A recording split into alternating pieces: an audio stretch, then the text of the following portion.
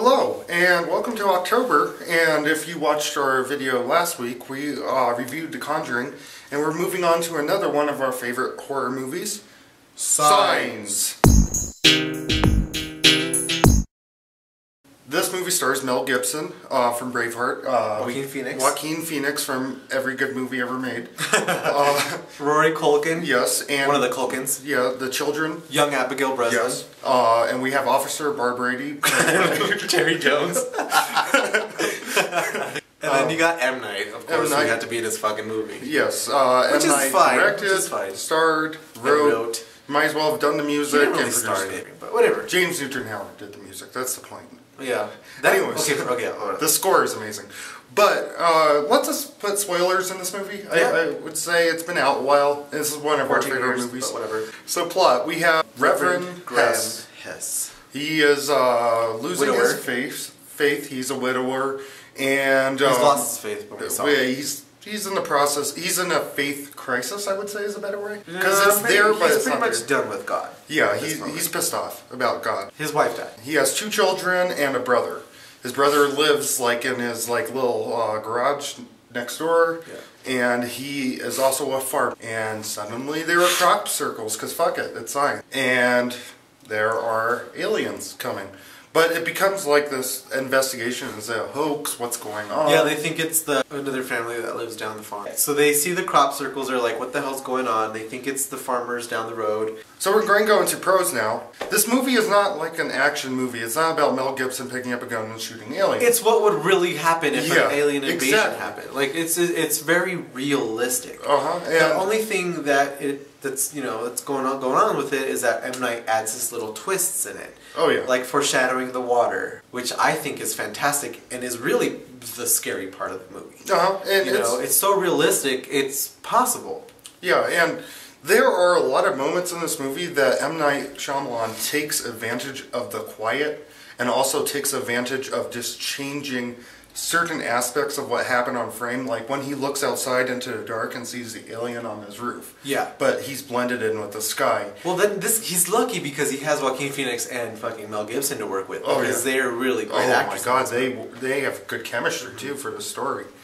And even the kids weren't driving me crazy. I was like, these kids know what they're doing, even the little girl. And the music just ties it. It's like a beautifully wrapped present with the music being in that perfectly wrapped bow. Now, let's go into cons. Alright. Honestly, this is another weird situation where I don't have a lot of cons for this movie. The children act fine. I guess Officer Barbrady is not in it enough, but when they go into town, I guess it's a little slower scene, but every single scene in the town is so meticulous for the story that you need it to go on. So I don't have any cons for this movie. My con really is M. Night Shyamalan being in the movie. He's Ray Reddy. He's the guy that ran over Reverend Graham Hess's wife. And I'm just like, okay, does it have to be him? There's nothing wrong, personally. Like, if I were to write a movie, I'd also like to be in it, too. Like, I get it. But he's not that great. Like, I don't think he's that much of a great actor. He did the same thing with Lady in the Water. He's not that great in that movie either, you know?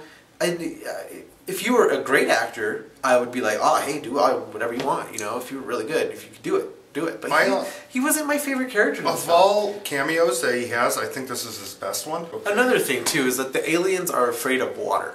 Or not afraid of water, they're like, it's poison to them and it burns the shit out of them. And they're coming to a planet that's like, what is it? Like, well, you think they would have the technology to know, like, hey, there's water on this planet and we're allergic or something, you know? Yeah. Like the War of the Worlds. The atmosphere is full of water. We're full of water. What the fuck? They're gonna harvest us. The fact that this planet is all water and they're trying to come harvest, I don't know. I have to completely disagree. I feel like this movie's from the vein of H.G. Wells and War of the Worlds, where the aliens, if you remember, come onto Earth and they lose because they get certain viruses that they're not adapted to. I feel like this is the same thing. It was just a miss that they had, like, while researching our planet, or maybe they didn't research our planet. They just wanted to start harvesting right away because they're dying, you know, and they don't think. It could be desperation. Let's rate this motherfucker.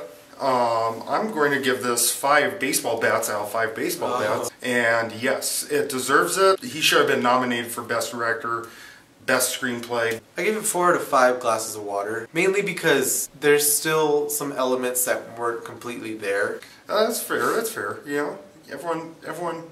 It's definitely a 5. Which is funny because it's my favorite horror movie, and it's like you're not big of the genre, and you give it a 5 out of 5. Yeah, I gave last week's 5 out of 5 too.